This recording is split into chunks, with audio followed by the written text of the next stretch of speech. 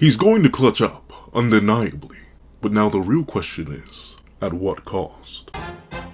What's up guys, hello, I'm Hunter, and here we're going to do a breakdown / live reaction and review to chapter 42 of Kagurabachi, which is known as Everything. And I'm very intrigued. Last chapter ended up setting up an interesting scenario with Hiyuki and aka the wielder of Flamebone, and CHIIHIRO teaming up against a wielder of the Shinuchi, the head of the Sazanami clan, seemingly enough not only being empowered by the blade in spite of it being sheathed and being owned by somebody else, but also the potential of them being taken over remotely by the original wielder. Like, there's so much that was set up last chapter. Last chapter was very clearly a setup chapter.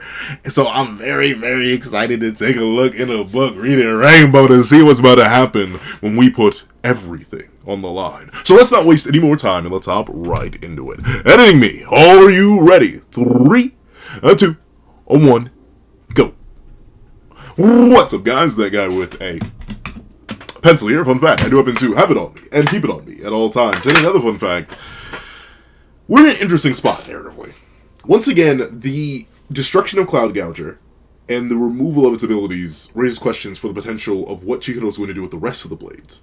And Shinuchi establishing not just an ability to be wielded sheath, which is a unique ability to it, but the possibility that the original wielders of the other blades, even if separated from their blades, can have a potential effect on their future users is super duper interesting.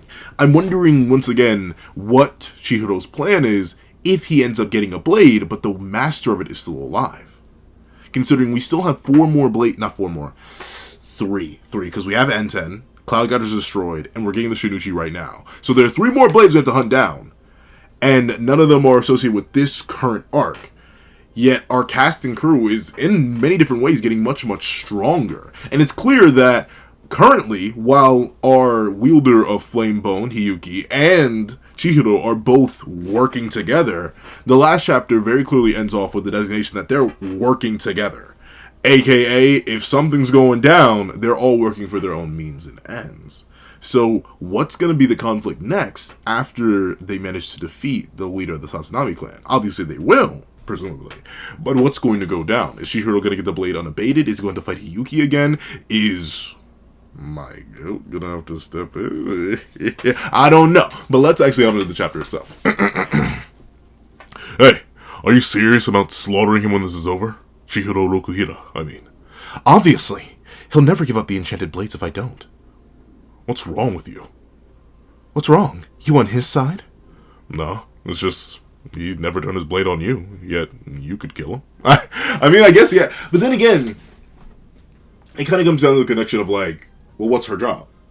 She's essentially an executioner, right? Like, at least from my understanding. Once again, I don't fully understand Hiyuki's role. She seems just like muscle in general. Like, she doesn't see, it seems like she doesn't have anything overly specific that she needs to do within the organization other than take lives and maybe collect debts. I don't know. Once again, the general structure of their government is kind of similar to what we know, but unknown. She's an agent of not chaos, but destruction right now.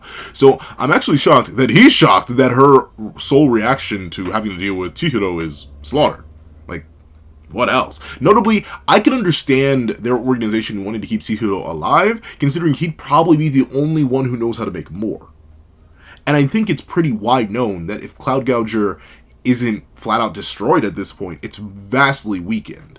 So now there are only 5 enchanted blades, and so far no one, not even Soga, was able to properly replicate what the enchanted blades were made of or what they're made for. So I'm actually kind of shocked that she is willing to do it, because I'm shocked her higher-ups didn't warn her to take him alive.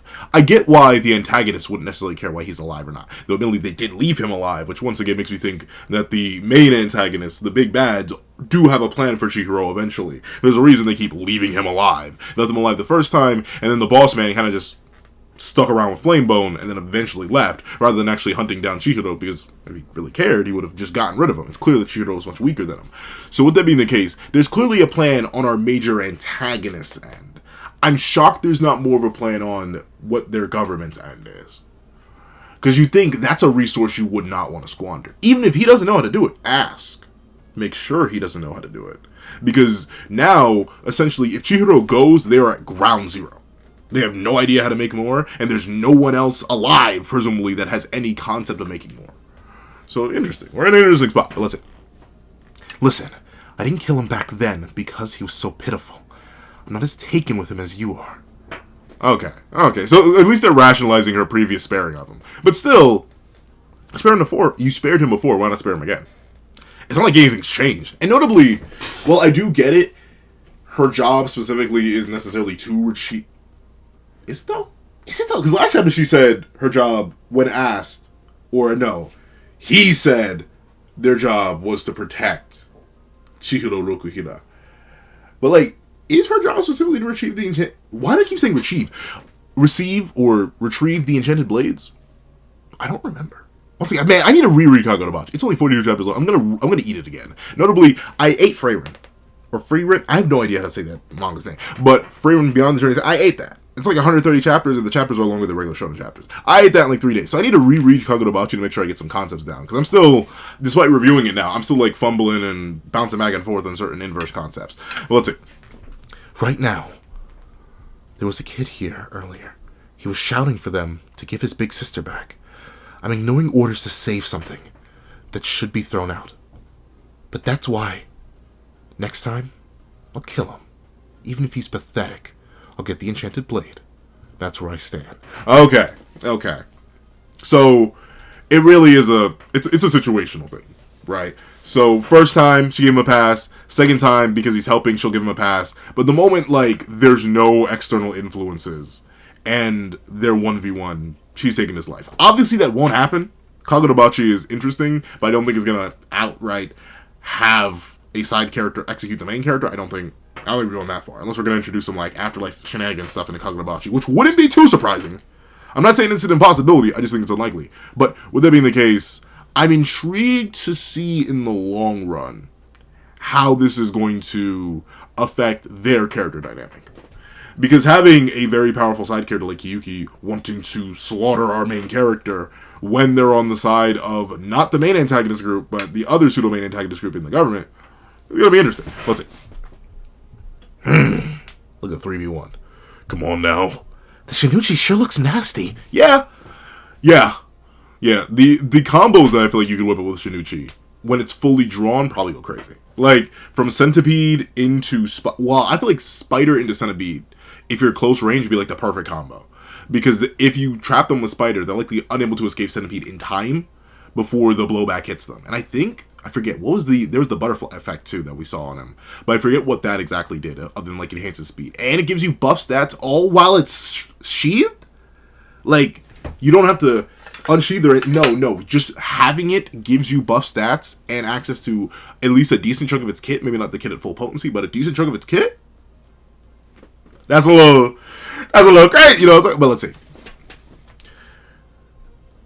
Kyoto Sazanami's already losing his grip, and this is nothing compared to what the sword can really do. Hard to say on how much he can do in this state. That's great. So, okay. One thing I definitely was interested in, and I still am, what do the other blades do that are going to make it surpass or even rival the Shinuchi? Because the Shinuchi seems so unique. From its property that can be wielded while sheathed, to its unique abilities, to its apparent raw power. Like, how are any of the other blades going to keep up? Because Shinuchi was the one that's been hyped up the most. Like, even more than Cloud Gouger. Cloud Gouger was hyped up a bit, and it obviously was very, very powerful. May alone was stupid. But with it being the case, the thing I'm wondering, after we get through this arc, and after we retrieve the Shinuchi one way or another, how are the other blades going to compete? I'm assuming what is going to happen is they're going to be in the hands of more proficient mages, and like more proficient sorcerers, and thusly they'll be more dangerous as a supplement rather than just on their own. Because I'm not sure how we're going to surpass the Shinuchi without like undermining a lot of Shinuchi's hype, which is going to be interesting. Though admittedly, you can still I guess you can still have the Shinuchi be rivaled by other blades, because at least according to this guy, it's not anywhere near what the head of the Sazanami clan, Hyora, is wielding is technically nothing close to what its actual potential is. So there's definitely still possibility for like things to get just a little bit devious, but we'll see. All lives are important.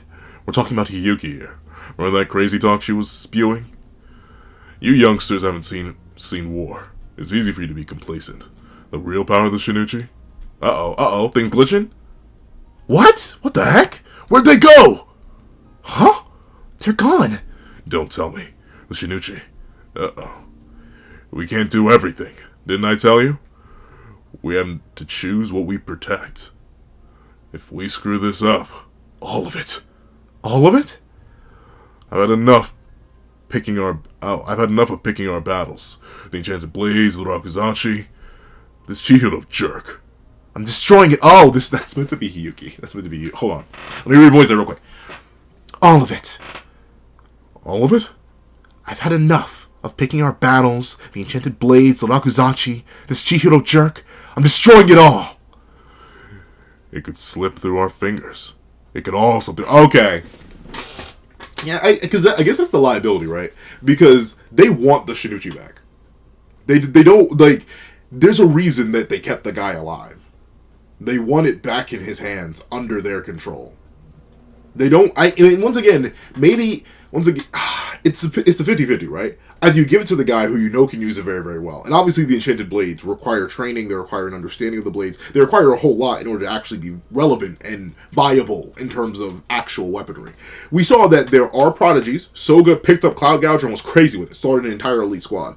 But it's clear by CHIIHIRO's own need for training and what apparently is being shown here with the Shinuchi in its sheath form with barely any control versus what it could actually do, the blades do require an extreme amount of aptitude to properly wield, and it's likely that something as powerful as Shinuchi does require a specific man. But I wonder, ultimately, if the government were to just get their hands on the Shinuchi, would they even keep him alive anymore? Because notably, it's clear that they have him chained up for a reason. There's a reason they didn't bring him to come get his blade back. He's clearly a liability.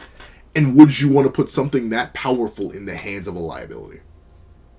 I don't know. Maybe they get the blade back and they execute him. Maybe they get the blade back and they give it back to him under some special conditions. I don't know. We don't have a binding vow mechanic that's set up like in JJK where they could like restrict him some way. We know there are different types of magic though, or different types of sorcery. So we'll see what ends up happening with him, because I feel like he's going to be a major character. Maybe he's taking over right now, considering the whole area changed. It could slip all through our fingers. Yeah, look at him. He's scheming right now. He's like, hey, yo. Hey, run me the lobby real quick. Yo, let me in. Let me into the party real quick. Let me get the controller. Give me the controller. It's like when you're playing for like a younger family member, or like you're watching them play and you see that, oh no, they struggle a little bit. So you're like, give me the controller. And then you just go crazy. That's what's happening right now. And bro's chilling right now. He's like, give me the controller right this instant. My brain. It's bursting. Let's see. Ooh, falling. Everything is falling. Wait. London Bridge is falling down, falling down, falling down. London Bridge is falling down, my dear lady. For some reason, that, particularly from Record of Ragnarok, from the Jack vs. Hercules round, which came out years ago at this point, has stuck with me. Can't tell you why, but let's see. That's the kid's little sister, or older sister, right? Let's see. The storehouse is crumbling. This is bad. If we don't do something, the people in here... I know! Okay, so at least, once again, she's still on board. Though, ultimately, they are kind of... They're in a dangerous spot, because it's clear... It's very likely that Hakuri was even struggled to get Hiyuki in there. Like, just based on how much he was struggling before, and trying to even somewhat maintain the storehouse in combination in conflict with his father... who clearly is much weaker than the original wielder of the Shinuchi. If that level of power falls under the Shinuchi wielder's jurisdiction, and Hakuri's already tired, there's no way they're going to be able to get all of them out without restoring the leader of the Sazanami clan and somehow forcing him to release it. Because just because the storehouse is collapsing, it may mean one of two things. Either the storehouse is collapsing, as in the whole pocket dimension is, and they may get pooped out back into the real world, which is unlikely, or the storehouse area that they're standing on collapses, and then they just get stuck in like a void forever. Which is a lot more dangerous and seemingly a lot more likely. Let's see.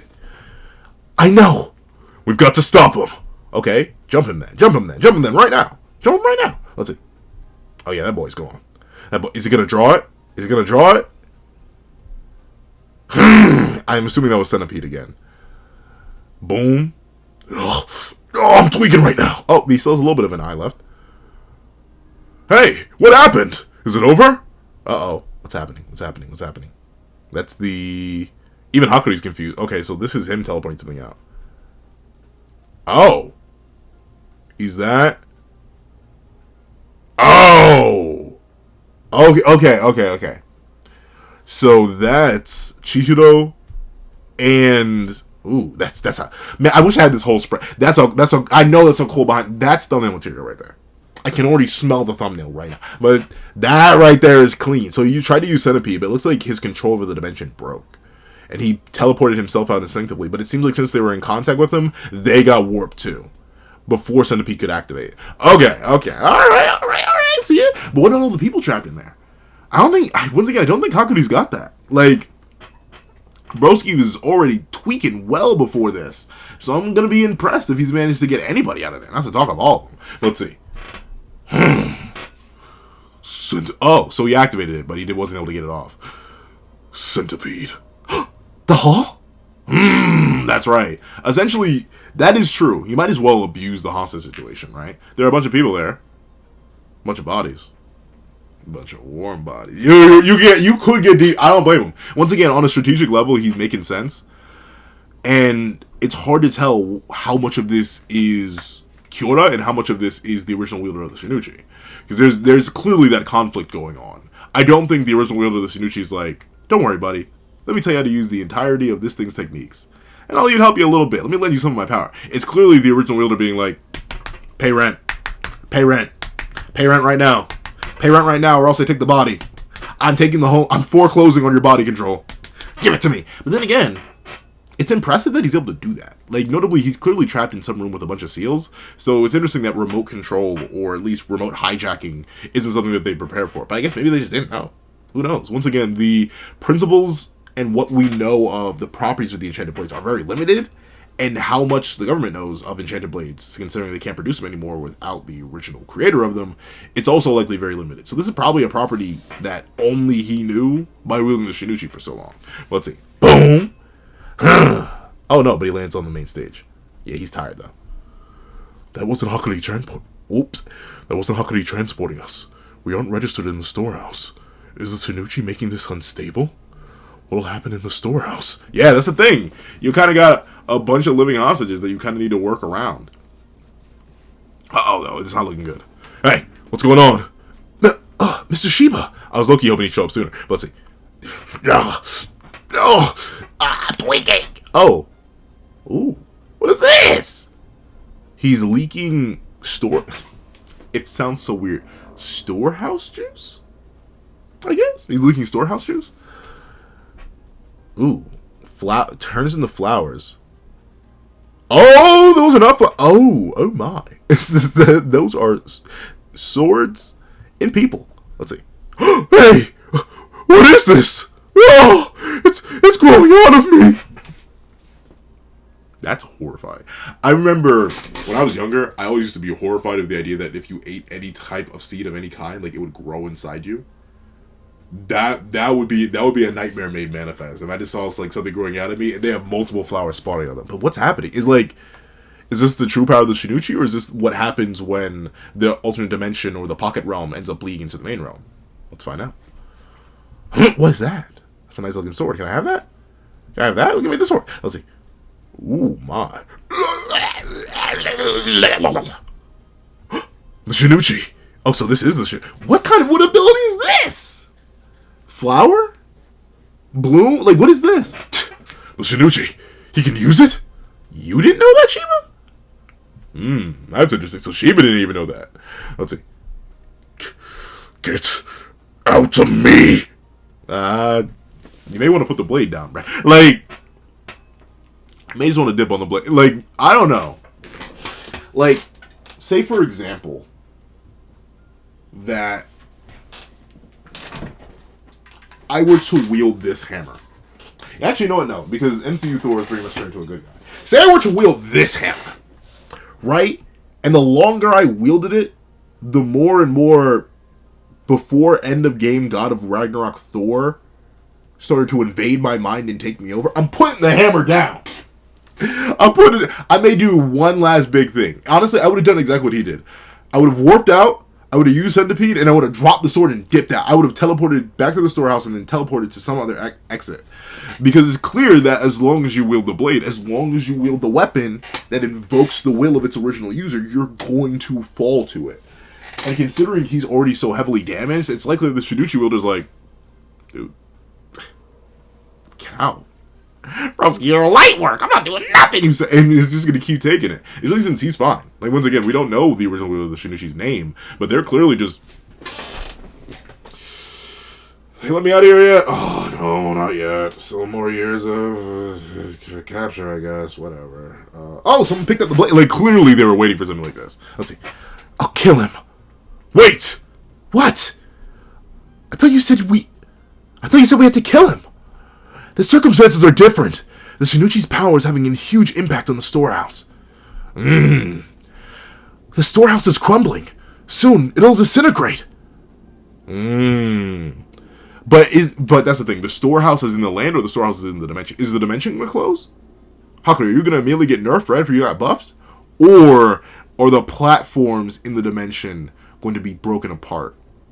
I guess it's technically still crumbling. But still, there's a difference, right? Like, if they lose access to the whole pocket dimension, that's a massive nerf for Hakurei beyond this arc. But if they just lose access to the platform, if they lose access to that, then that's fine. You have an instant GG. Just teleport people to avoid. Like, I don't know, that's something I would do. Like, that's the thing. If I was Obito, I would do the exact same thing he did. Just instant GG somebody to complete. And they have platforms in there. I just teleport someone to avoid every single time. So, it's bad for the hostages that are in there. But a completely blank dimension? It could go crazy. Let's see. All the more reason! Kyora. Oh, he doesn't even say that's good. He doesn't even say dad anymore. He says Kyora. Kyora is desperately struggling to maintain the storehouse. If we slaughter him, the storehouse will be wiped out. So you can't maintain it, Hakurei. Oh, well, I guess it makes sense. It wasn't passed down to him. He just has access to the pocket dimension. Let's see. Then how can we save the people inside? Someone has to go in there and infuse each person with their spirit power so I can transport them. I won't allow that. Who are you? She doesn't know who Shiba... You know, the more and more that Shiba continues to exist in the narrative, the more and more questions I have about him. And, like, I still trust him. I think he's a cool guy. But once again, his background is weird. So he fought in the war. He knew CHIIHIRO's father. He knows about the enchanted blades and their abilities to the point where he recognizes the flower thing. But he's not known? I thought he was a government agent. Just like Hyuki. I don't know. The plot thickens. Who is Shiba? What are you cooking, dog? Let's see. Yora's barely holding out. He's only gonna last a few more seconds. Anyone going in there would be the end. Yeah. I mean, if he had a bit of Cloud Gouger left, he could get speedy with it. But let's see. Unless he has his fish still? Yeah, but we can't just leave those people. Wow. Hyuki. I'm impressed. Let's see. Huh. Big sister. Your big sister may be cooked, but... Nah, she'll be fine. Let's see. We can't save everyone. Are they actually gonna... Are we gonna hard sack her? And the rest? If I don't do something, and an enchanted blade takes the lives of innocent people, I wouldn't be able to bear it. Uh-oh. CHIIHIRO, what are you doing? CHIIHIRO. Hey! Stop! You're already at your limit! You'll both die! Okay, so never mind. I thought there was going to be a longer character dynamic. It's very likely that this is here to make sure Hyuki doesn't actually want to kill CHIIHIRO. Like this is going to be the point where Hyuki, like, genuinely recognizes CHIIHIRO as an upstanding individual who does not deserve their death. And thusly is going to be like, fine, I'll let you slide for life, because you're cool, but that's it. Like, okay, so I was low-key hoping for a longer-term dynamic, because if there's one critique I've had for Kagurabachi so far, and, hey, I mean, I can't blame it, it's the most logical thing to do. Antagonist-wise, a lot of them are very short-lived. Soga, I love Soga, but perished. The original Daruma doll guy perished. Now, likely the Kazunami clan in its entirety, except for maybe like the older brother who may still be alive, soon to or either have perished. So, having a longer term antagonist that could hypothetically be a protagonist, at least just as Hyuki is right now, could have been an interesting development to keep around. Honestly, I would have been fine with it. I would have leaned with it. I would have rocked with it. But I understand why this is here, because having her as an ally, or at least a neutral party, is always better than having her as an attacker, especially considering how tired CHIIHIRO will be after this. But let's see. Laid out. My world is falling Ling, don't low, low, low, low, low. That was completely two different songs they just spliced together. Let's see. Hey, he went back in. But how are you gonna tag? Unless he has a little bit of cloud gadget left. I'm not exactly sure how he's supposed to be fast enough to tag everyone in the last few seconds. Let's see. Touches there. Oh darn! Yeah, Hakuri's cooked, dog. Hurry. To be continued. Okay. W chapter. Once again, this chapter does double down on what a lot of the previous chapter introduced, from the manipulation of the original wielder of the Shinuchi into the new abilities of the Shinuchi that are being shown by the actual original wielder, who's showing off and flexing a little bit from far, far away, to the beautiful double spread of Hyuki and CHIIHIRO both viciously jumping. And I mean viciously, like, look at this, they are crazy. But viciously jumping Kyoto to the point where Kyoto is forced to sort of maybe pseudo give in to the original wielder. To honestly, still Kyoto struggle to maintain the Sazanami clan in of itself and its auction. It's admirable in a creepy way. You know what I'm talking about? Like it's not admirable in a good way. Like, yeah, I want to be like that. No, it's admirable in a wow. You're like dedicated. Like, once again, I believe it's a high case of his indoctrination, and I do think Kyoto himself is an interesting character and what he would reflect, and what we would reflect on with his backstory like be very similar to what his own kids got, and so on and so on and so on. But with that being the case, I find his determination interesting, and also, I'll admit, I do find the idea that not even the major organization of this world can properly control its assets, whether those assets be actual cash or credit numbers or anything like that, versus really anyone. like the fact that they don't really have much control is a testament to how crazy that organization is. Once again, I wonder who runs it and how powerful they are. I don't know. I feel like we'll see in the future. But overall, a W chapter. If you made it all the way to the end of this video, please leave fire water.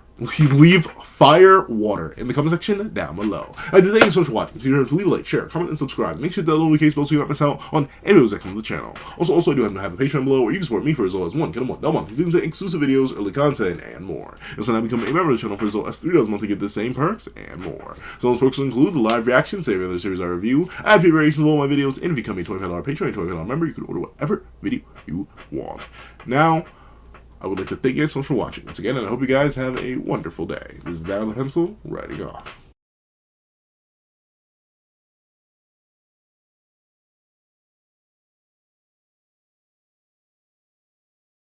I'd like to even thank you to our $3 members, Zena, Greyhound, Astro, Eternal Flame, NMA, Real Rare, G Prosper, Red Wolf 4765, and Paris Arnold.